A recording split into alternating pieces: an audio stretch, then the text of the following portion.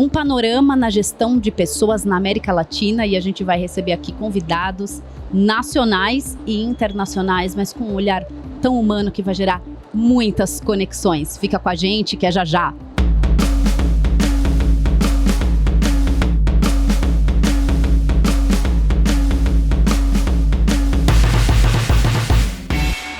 Você está no Respostas Humanas, que é o podcast da ABRH Brasil, um projeto pioneiro aqui dentro do CONAR, 49º CONAR acontecendo na Expo São Paulo. Vocês podem acompanhar aí que tem muita gente nesse evento, a gente está já no segundo dia e chegando ao 14º episódio desse podcast em parceria com a Bravende. E eu, Eli Soares, estou recebendo agora aqui no estúdio duas presenças importantíssimas de lideranças dentro da ABRH, de associações importantes de gestão de pessoas. Eu vou querer fazer a apresentação mais profissional delas, mas a gente vai começar, como sempre aqui, com uma descrição audiovisual em respeito a todos aqueles que estão nos acompanhando, mas que não podem nos ver, para que eles possam pelo menos nos imaginar. Então, eu, Eli Soares, sou uma mulher de perto aí dos 40 anos, estatura média, tenho cabelos longos, enrolados, com luzes douradas. Eu estou vestindo uma camiseta polo, azul escura, com o logo da Bravende, que é um pássaro. Estou sentada de frente para Licelote e para Leila, numa mesa retangular branca. Nós temos microfones em cima das mesas, todas nós estamos com um fone de ouvido e nós estamos numa sala bastante grande, de 5 metros por 4, mais ou menos, branca, que tem um vidro que dá pra gente ver o que está acontecendo aqui no CONAR, e tem mais 2 pessoas aqui na sala conosco, que são pessoas da nossa área técnica, que é o Lucas e o Cadu. Ou melhor, tá o Nicolas e o Cadu aqui neste momento. Então, convido vocês também a fazerem essa audiodescrição. Por favor, começando pela Leila. É um prazer imenso estar aqui falando para vocês. Eu sou Leila Nascimento, eu sou loura, tenho cabelo louro médio. Estou vestida com uma roupa marrom, uma blusa marrom. Estou de frente para a Elis, né? Com um headphone nesse ambiente aqui do CONAR. E é um prazer imenso estar com vocês aqui. Muito bem, a Licelote. Hola, yo soy Licelote Ortega, pues tengo unos 55 años, aunque no lo parezco. No mesmo. Cabello dorado, ojos verdes, y tengo el cabello bastante medio. Estoy vestida de blanco con negro y falda negra. Estoy aquí también portando mis audífonos frente a Elis. Al lado mío derecho está Leila Nascimento. Y estoy aquí feliz de poder ver a todos en el CONAR a través del vidrio de este lugar en el que nos encontramos. Então, além dessa apresentação também... Eu não falei a minha idade. Pode falar, só se quiser. 68 anos. Mas muito bem vividos. Muito provavelmente a gente vai descobrir, inclusive aqui na entrevista, um pouco dessa parte da experiência da Leila. A gente também faz uma apresentação aqui, que é uma apresentação pessoal, que é o que será que tem além do nosso LinkedIn.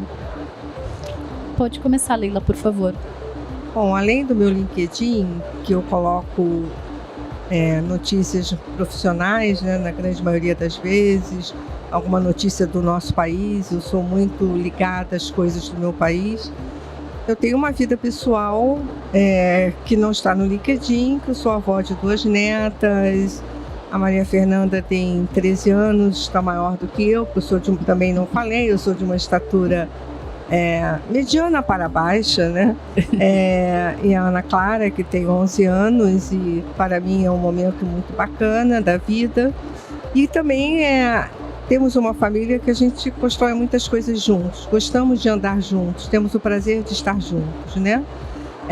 E outra que não está no LinkedIn, está em outras redes sociais, sou uma pessoa bastante religiosa, sou católica e pratico a minha religião, vivencio a minha religião. Eu acho que é isso, e amo estar com pessoas, trocar, ter amigos, receber amigos. A minha casa, finais de semana, às vezes é um clube. Então é uma delícia, eu gosto disso. Estar com pessoas, estar com gente. Sim. E a Licelote, quem é essa mulher, essa pessoa? Bueno, Lizelot es una mujer que disfruta mucho de su familia. Me encanta pasar tiempo con ellos, con mis amigos y compartir. Pero, al igual que Leila, también soy mucho de religión. Soy católica, apostólica, romana. Soy catequista de jóvenes de confirmación, pero además también soy evangelizadora. Así que en mi tiempo libre, los fines de semana, dicto cursos de evangelización sobre temas católicos, sobre todo de la Biblia, de diferentes partes de la Biblia, y para aquellos que necesitan conocer más de cerca al Señor. Entonces, me dedico muchísimo a eso en mi tiempo libre. Tengo 2 mascotas, son 2 Dachshunds, son 2 salchichas, Coco Chanel y Miuccia Prada, mis bebés, con las que disfruto estar para todos lados. Ellas van conmigo a todas partes, a la playa, a casa de los abuelos, o sea, sus papás, quienes los están cuidando ahora mismo, mientras yo estoy aquí em Brasil, departindo com mis amigos de recursos humanos. Muito bem, agora a gente entra nessa questão mais profissional. Vocês têm um papel importantíssimo de uma liderança feminina dentro de recursos humanos. Eu preciso que vocês toquem nesse assunto, mas não só com um olhar local ou de organização. Vocês estão olhando o macro, vocês estão olhando a América Latina. O que a gente pode dizer que é comum a toda essa grande região? Bom, eu gostaria de falar da minha experiência, já que você tocou como mulher. Eu queria dizer que eu sou de uma geração que, para ser executiva, nós tínhamos que vestir um terninho, mostrar nas reuniões que tínhamos muita competência, porque geralmente éramos uma no meio de homens, né, de um grupo de homens, e foi um momento assim muito desbravador do nosso papel. Eu acho que isso é um ponto importante. Estar na Federação Mundial na primeira vez como mulher, e como eu fiquei também na BRH Brasil, quando eu fui a primeira vez mulher, na BRH Brasil foram também mais de 40 anos que foi a primeira mulher. E quando a gente olha no Brasil, no caso Brasil, a maioria das pessoas de recursos humanos são mulheres. Exato. Então, por que não tínhamos uma presidente mulher na BRH Brasil ou na Federação Mundial? Isso é algo que já nos remete a momentos que nós mulheres passamos e que hoje nós conseguimos conquistar com o nosso esforço e com a nossa perseverança. Eu lembro que tinham pares meus, colegas meus, que viravam para mim e diziam assim: cuidado com o que você vai falar na reunião, não pode errar. Então a gente tinha realmente, quando eu comecei, né, nos meus papéis executivos, a gente tinha essa responsabilidade dobrada de o tempo todo estar mostrando que nós tínhamos a competência para esse cargo. Então isso é uma conquista grande. Quando você fala da América Latina, acho que Lizelot pode falar muito melhor do que eu, nós também vivemos ainda a questão da diversidade com a participação maior da mulher. Ainda não conquistamos verdadeiramente esse espaço. Precisamos ainda trabalhar bastante para essa conquista. Mas é um processo, é uma cultura. A América Latina vem de uma cultura muito paternalista, né? Então é uma coisa que precisamos vencer aos poucos. Então, quando a gente olha a América Latina, a diversidade que são os países da América Latina, e a gente tem assim, muito orgulho na FIDAG de ter isso de perto, viver isso de perto. Quando eu falo do nosso voluntariado, a gente recebe muito mais do que damos, porque nós estamos, na verdade, vencendo muito próximo de diferentes culturas nesse trabalho, né? E aí, quando nós olhamos a América Latina, a gente também dá uma sensação gostosa, assim, como nós também crescemos na questão da diversidade. Temos muito ainda a trabalhar, mas crescemos bastante. Então, quando a gente for falar aqui de cenários, é importante, você mencionou a mulher, é muito importante a gente falar sobre isso. Lizelot, conta pra gente, aí, sendo uma mulher em liderança de gestão de recursos humanos em organização e olhando para toda a América Latina e com a origem panamenha. Para nós brasileiros, acredito de maneira geral, é bastante distante qual é essa cultura, o que é que acontece lá. E quando a gente traz pessoas aqui de outras localidades, a gente vê 2 pontos bastante interessantes.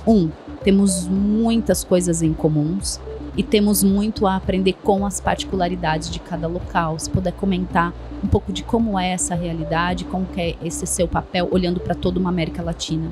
Claro que sí, gracias. Yo creo que como mujer, pero que también se dedica o tiene una profesión de derecho, abogada primero, siempre he estado en pro de la igualdad de derechos. Lo primero que he tratado de procurar siempre es que la mujer esté a la par del hombre, porque tenemos los mismos talentos, solo hay que aprovechar lo que cada uno puede aportar a la mesa. Y creo que es algo que en América Latina tenemos mucho en común. En Panamá, por ejemplo, y puedo hablar por como mencionabas, mi origen panameño, en Panamá la cultura es muy machista y siempre los hombres consideraban que las mujeres teníamos que hacer labor administrativa más que de lideranza o de líderes, y el poder aportar en una empresa, al estar sentada en la mesa con todos los gerentes de área, siempre en recursos humanos, ahora vemos mujeres y no hombres. Al inicio sí era hombres solamente y los encargados de finanzas, porque hacían finanzas y recursos humanos, pero era el que tenía el poder económico, era el que decidía a quién contrataba o a quién no, pero no buscaba el desarrollo del ser humano, no buscaba esa permanencia, ese plan de carrera, no veía por el bienestar de un colaborador. Y yo creo que esa parte maternal que la mujer aporta a la profesión de recursos humanos y que permite que el colaborador se sienta más identificado y más atendido, más querido, que tenga lo que nosotros mencionamos, esa experiencia de colaborador óptima para que se puedan quedar en una empresa y que ellos no tengan que estar haciendo mayor cosa para retenerlos, sino que ellos solos se quieran quedar y estar con nosotros. Creo que a lo largo de Latinoamérica es algo que nos distingue y que lo encontramos en diferentes lugares.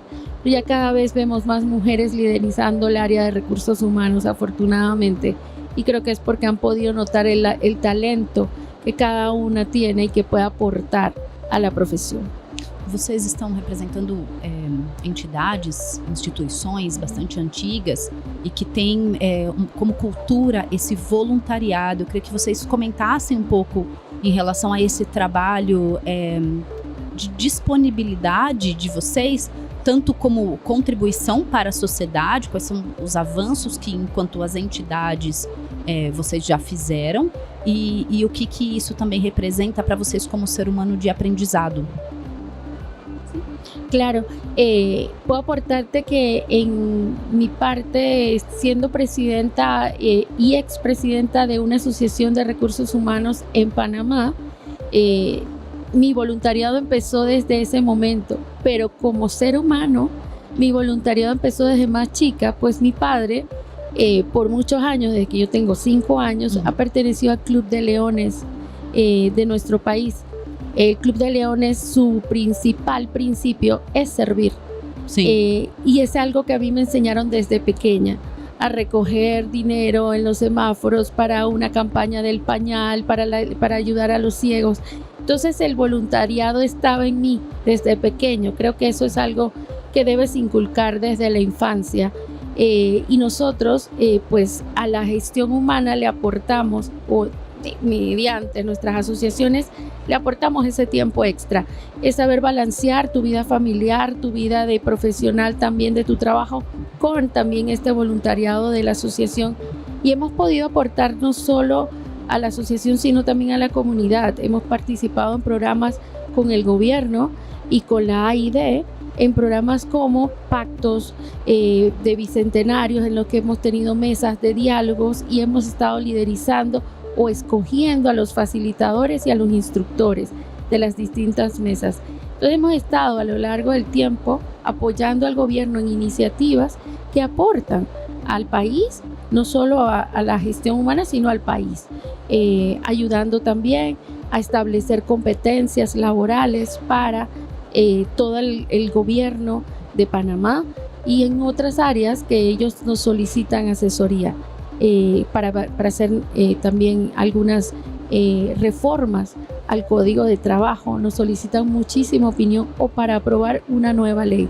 Entonces, pues creo que ese aporte de parte nuestra es notorio, es un trabajo que lo hacemos en nuestro tiempo libre y yo en mi tiempo cuando participaba en FIDAC, incluso como secretaria ejecutiva permanente, yo podía enviar un correo a la 1 de la mañana y me respondían algunos así que están, así como yo, tan apasionados por este mundo e por este voluntariado que desempenhamos. Então, desde muito nova, tendo o serviço, o servir as pessoas como cultura, como propósito, e isso podendo chegar numa situação, comandando uma grande instituição e podendo reverberar isso ainda de forma mais efetiva. Leila, queria também que você fizesse esse comentário, incluindo para nós a questão dos números da ABRH, que fazem dela essa instituição tão forte e relevante para as empresas de recursos humanos. Eu me recordo de uma história, porque eu fui rotariana, do Rotary, sim, interrogou muitas coisas.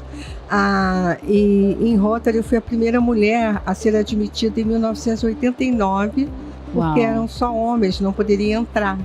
E era interessante que o próprio Rotary teve que fazer toda uma adaptação em tudo, porque eram só homens. E aí eu lembro que eu ia com meu marido, né? E quando eu chegava, as mulheres diziam assim: você, pro meu marido, você é desse lado, e aí você é do outro lado, e do outro lado eram todos os homens e eu sozinho. Meu marido ficava desesperado, porque como é que você aceita um negócio desse, como é que você entrou? Aí teve uma conferência do governador do Rotary e nós tínhamos que ir. Eu estava responsável também por uma área profissional, de Avenida de Serviços Profissionais era o nome. E aí as mulheres ficavam no auditório e nós íamos para a reunião. Então meu marido, como não era rotariano, era esposo de uma rotariana, foi para o auditório. Eu disse: olha, vai ser uma palestra, vai ser muito bom, você vai se distrair um pouco. E fui para a minha reunião. Quando eu voltei, eu perguntei a ele: e aí, como foi a palestra? Muito boa, foi de um ginecologista. Então, estava assim, adequado para a maioria do público, digamos assim. Então, assim, a gente, na verdade, passamos por isso, né? Por essas mudanças. E o voluntariado é algo que vem muito forte comigo, porque eu sou uma pessoa muito... sempre na minha profissão, eu sempre olhei para cenários. Sempre. E eu digo hoje que quem não analisa cenários, quanto profissional, seja de que área for, está facilitando uma tomada de decisão errada. Então, eu de muito nova, Liselotte, acho que você nem sabe disso, eu de 2 anos eu ia a um congresso mundial, sem ser da BRH, sem saber que eu estaria na BRH. E eu ficava encantada de ver aquele voluntariado e comecei então a frequentar a BRH do meu estado. Eu sou do Rio de Janeiro. E aí eu comecei, como eu via lá fora que os profissionais estavam ligados sempre a uma associação, e isso é uma cultura que o Brasil precisa e a América Latina também. Todo profissional europeu está afiliado a alguma associação profissional, né? Um americano está muito ligado a uma associação profissional. E a gente aqui não liga muito para isso, só que faz falta quando a gente não está. Porque nós não temos acesso às informações de atualização, de tendências. Imagina o quanto se aprende, por exemplo, ano que vem um congresso latino-americano será na Guatemala, em abril, né? Sim. E imagina, são 13 países falando, fora outros convidados de outros países. Olha a riqueza de aprender tudo isso, né? O que está acontecendo na Guatemala, o que está acontecendo no Chile, o que está acontecendo no Panamá. Então, eu costumo dizer que nós não somos uma ilha, nós precisamos crescer juntos. E o voluntariado e uma associação traz isso. A gente aprende muito, a gente vive muito. Tomadas de decisões para a gente são tomadas constantes, porque ninguém quer ser associado de uma associação que não traga um conteúdo como esse do CONAR. Sim. E a gente está falando do CONAR, a BRH, nas 22 seccionais, né, das 23, contando com o Distrito Federal, seccionais, cada uma delas tem um congresso estadual. Então, você que mora num determinado estado, você pode estar naquele congresso. E todos eles organizados por voluntários. No Brasil todo, somos 700 voluntários. É muita gente se dedicando. Esse é um case de sucesso. A BRH é um case de sucesso. Por quê? Ela não é obrigatória, é por adesão, é para aqueles que compreendem a importância de estar afiliado a uma associação. E é um case de sucesso no Brasil. Poucas empresas de grande porte têm a capilaridade do Brasil como a BRH tem. Então, poucas empresas de grande porte no Panamá têm a capilaridade que a Associação Panamenha tem no país. Então, esse associativismo, eu diria que é vital. Ainda mais com tantas transformações que estamos vivendo hoje, precisamos uns dos outros, precisamos crescer juntos. Aquela construção coletiva, ela é verdadeira. E faz cada dia mais sentido nesse novo momento. E até disso que eu gostaria de falar. Com a experiência de vocês, estando, tendo essa possibilidade de olhar tão macro, que é um olhar de país, um olhar de continente, um olhar de América Latina, o que vocês podem dizer para essas pessoas que estão nos acompanhando, que seja relevante para que elas se preparem melhor para esse novo momento de recursos humanos? Quais são essas tendências? O que a gente está vendo das organizações e empresas que vão conseguir perdurar e gerar produtividade a partir das suas pessoas? Yo creo que los retos hoy día vienen muy ligados a los temas de la tecnología. Somos seres humanos que no estamos acostumbrados a los cambios tan fácilmente. Siempre hay una resistencia al cambio y creo que por allí debemos partir, en comenzar a abrazar ese cambio, en formar a las personas y a que pierdan el miedo a eso que ya está aquí, ahora, y que llegó para quedarse, que es la tecnología. Ayer conversábamos sobre el tema de la inteligencia artificial. Sí. Y nos da mucho miedo que le hagamos una pregunta a un ChatGPT y que te conteste todo y te quedas pasmado. Pero es lo que hoy día nos va a permitir ser más ágiles, más rápidos, más efectivos, mejorar los tiempos de respuesta a nuestros colaboradores, nos va a permitir todavía tener mucho más tiempo para estrategizar, para hacer otros proyectos y que esas tareas rutinarias que tú puedes automatizar te las atienda un bot sin ningún problema. Te va a permitir dedicar más tiempo al bienestar, porque hoy día lo que más nos importa es ese burnt out, es ese tema de las personas que tienen hoy día sus problemas mentales, emocionales, cómo tú vas guiándolos y apoyándolos en ese camino, porque pues esto es parte de lo que nos ha dejado la pandemia, el trabajo híbrido, el trabajo remoto, y que son las 5, 6, 7, 8 de la noche y las personas siguen contestando y trabajando y se van agotando. Entonces, cuando comienzas a ver una alta rotación en tu empresa y no entiendes que es producto de las largas horas y que la calidad de vida se ve afectada porque no hay un balance trabajo y tiempo personal en el que estás en un mismo espacio compartiendo con familia, trabajo, computadora y tantas cosas más, pues es definitivamente lo que debemos ir aprovechando, ir llevando nuestro tiempo hacia cosas mejores, como apoyarnos en la tecnología, preocuparnos por las personas y que esa cultura vaya permeando. Es complicado también tener personas fuera de la oficina. ¿Cómo puedes vivir una cultura remota de trabajo? ¿Cómo te puedes identificar con mi visión, mi misión, mis valores si tú estás fuera y sientes quizás que estás muy alejado de tu jefe, de tus compañeros de trabajo? Es una tarea todavía mucho más compleja el poder hacerte sentir parte de, pero pienso que eso es parte de lo que gestión humana tiene que hacer.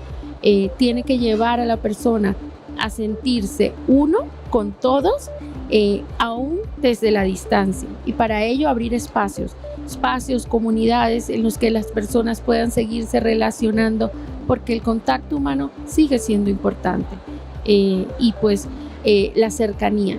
Juntos somos mucho más fuertes. Solitos, la verdad es que no vamos a avanzar mucho. Entonces, apoyar a todas las personas con formación, creo que también es parte importante, irles desarrollando los talentos, reentrenándolos, capacitándolos, para que la gente también se vaya actualizando y perdiendo el miedo a lo que viene, a todo lo que es el avance tecnológico.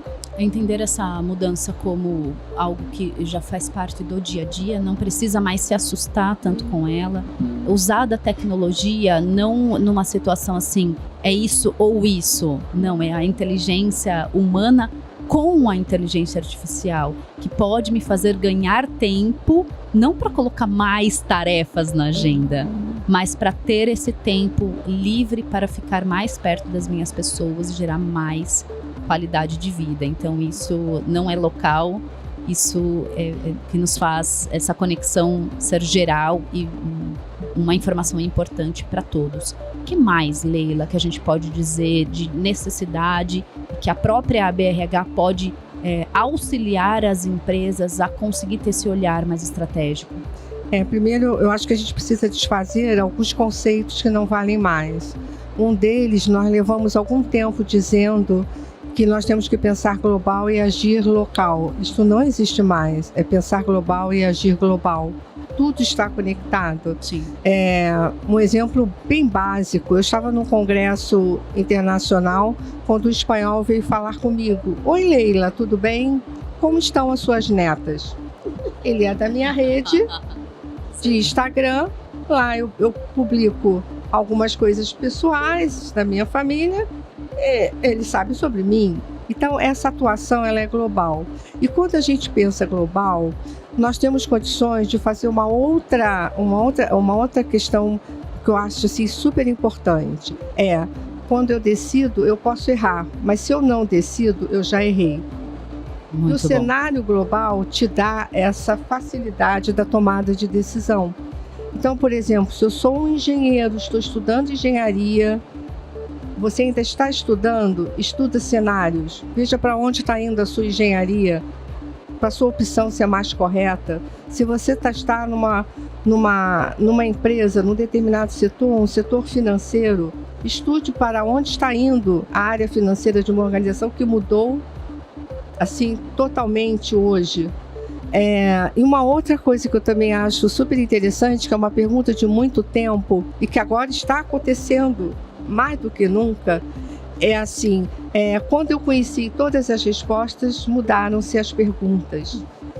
E mudaram todas as perguntas em 2023, atualizaram. Eu posso dizer que nos meus estudos todos, eu fiz mestrado, tudo que eu ouvi de administração e de gestão se transformou. Todos os modelos organizacionais estão transformados. Estão muito customizados, porque tem que se adaptar rapidamente. Eu costumo dizer que o organograma é feito a lápis. As caixinhas estão mudando. Eu tenho que apagar, não, isso não serve mais, eu tenho que mudar isso. Então, esse é o momento que precisamos repensar a nossa área e a nossa profissão, com certeza, porque não é mais a mesma coisa. Eu dei uma entrevista uma vez para Miriam Leitão, né, na Globo News, tem um tempo, e ela fala assim: Leila, esse processo de seleção de vocês não vale mais.